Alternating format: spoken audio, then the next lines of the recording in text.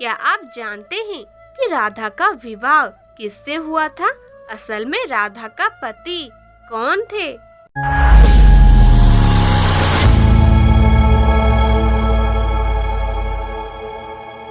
नमस्कार दोस्तों, चैनल दिव्य सृष्टि पर एक नई वीडियो के साथ आप सभी का स्वागत है।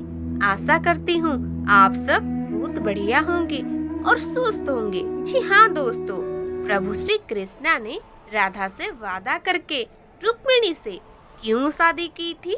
राधा और कृष्णा क्यों नहीं मिल पाए थे? असल में राधा के पति कौन थे?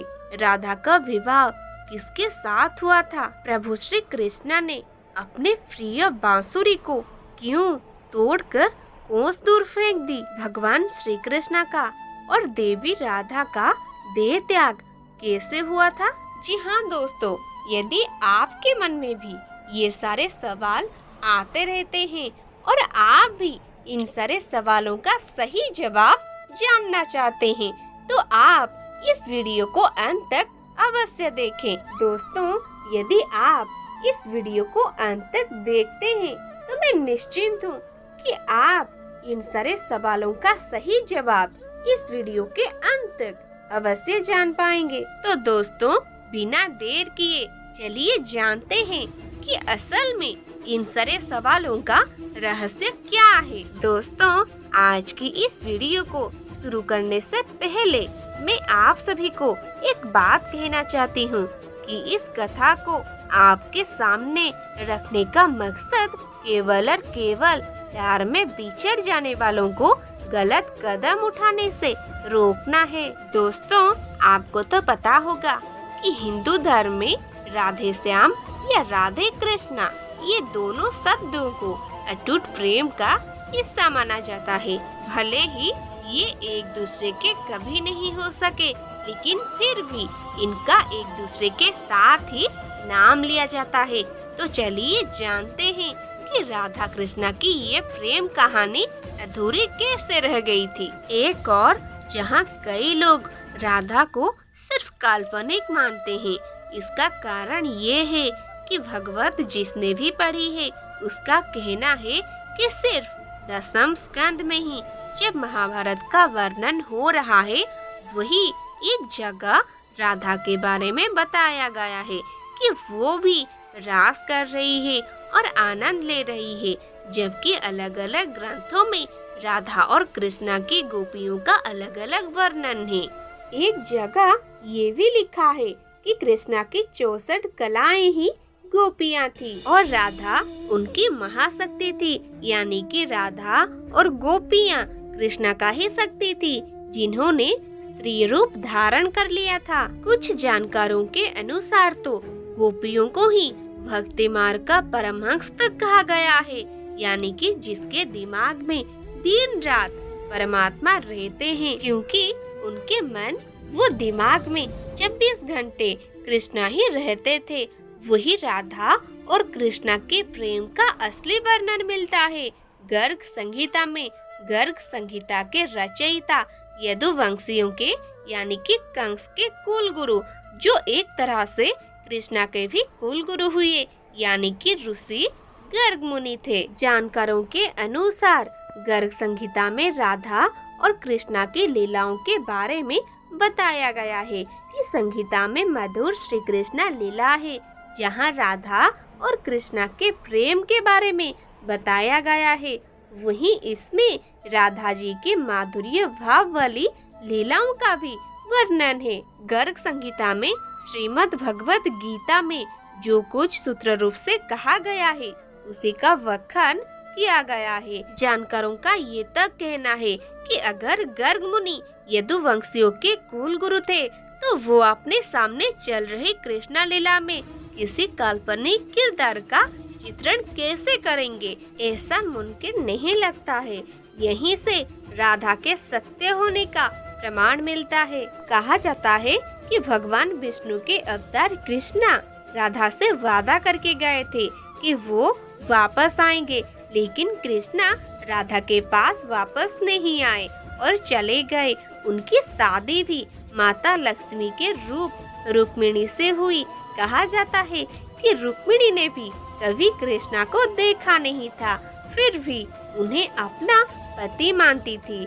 जब रुक्मिणी के भाई रुक्मी ने उनकी शादी किसी और से करनी चाहिए तो रुक्मिणी ने कृष्णा को याद किया और कहा कि अगर वो नहीं आएंगे तो वो अपनी जान दे देंगी। इसके बाद ही प्रभु श्री कृष्णा ने रुक्मिणी के पास गए और उनसे शादी कर ली। कृष्णा के वृंदावन छोड़ने के बाद से ही राधा का वर्णन बहुत कम हो गया। राधा और कृष्णा जब आखिर बार मिले थे तो राधा ने कृष्णा से कहा था कि भले ही वो उनसे दूर जा रहे हैं, लेकिन मन से कृष्णा हमेशा उनके साथ ही रहेंगे।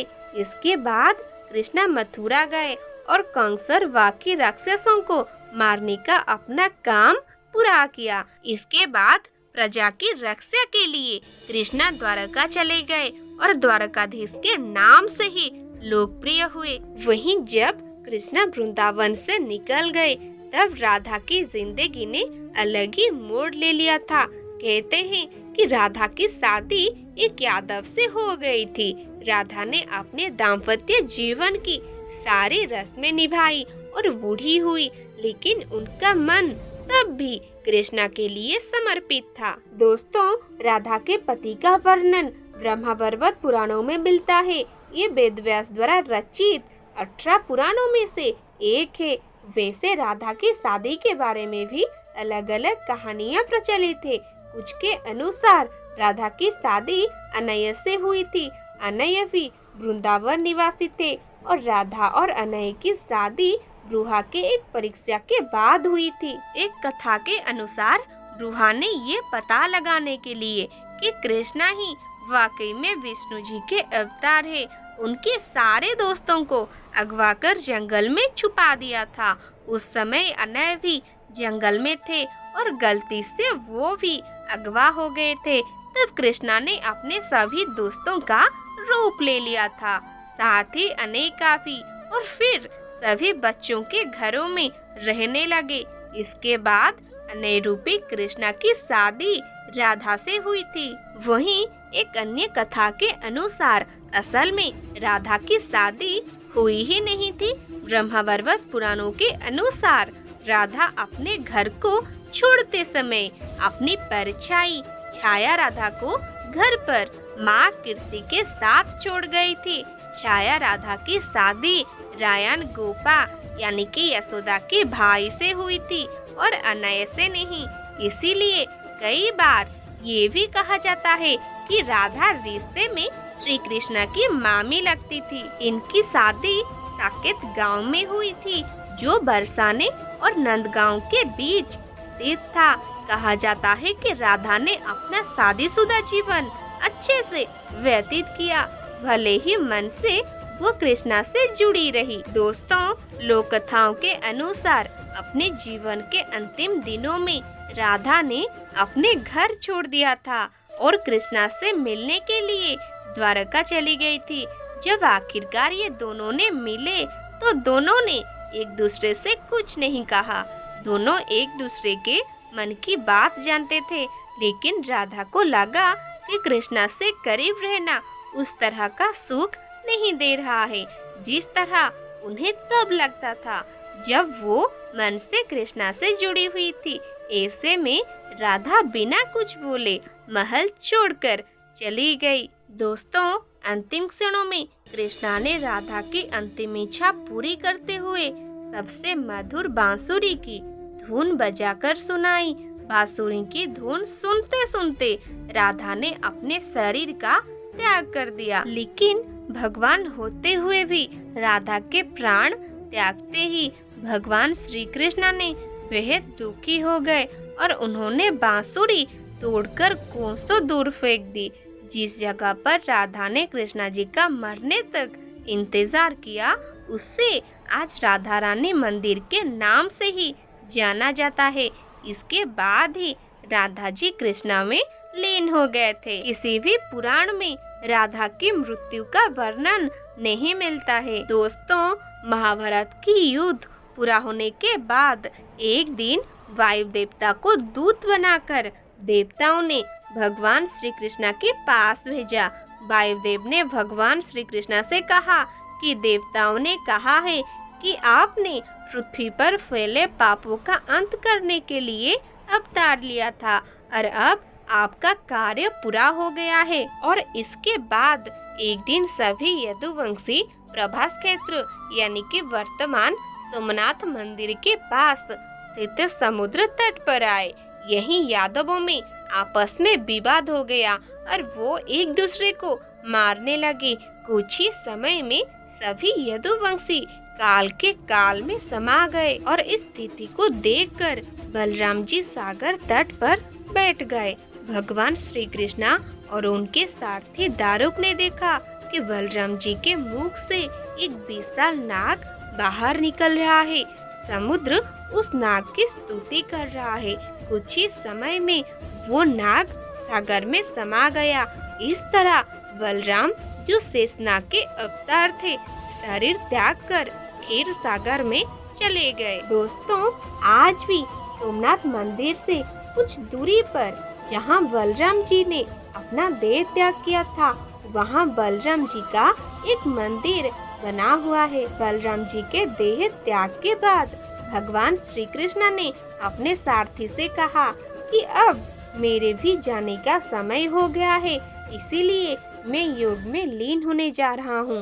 द्वारिका में जो लोग बच गए हैं उन सभी को कह दो कि अर्जुन के आने के बाद वो द्वारिका को छोड़कर उनके साथ चले जाएं, क्योंकि अर्जुन के द्वारिका से जाने के बाद मैंने समुद्र से जो भूमि द्वारिका नगरी बसाने के लिए ले ली थी, समुद्र उसे डुबा देगा। इसके बाद श्री कृष्ण योग में लीन हो गए और जरा नामक शिकारी ने भगवान श्री कृष्ण के पैर को मृग की आंख समझकर दूर से बाण चला दिया।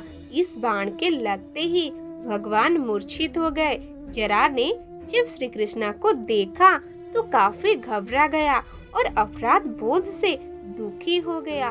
भगवान श्री कृष्ण ने तब जरा को समझाया कि ये तो मेरे विधान से ही रचा हुआ था। मैंने स्वयं ही अपने देह त्याग के लिए इस विधि को चुना था, क्योंकि तुम्हारे पूर्व जन्म का ऋण था मुझ पर।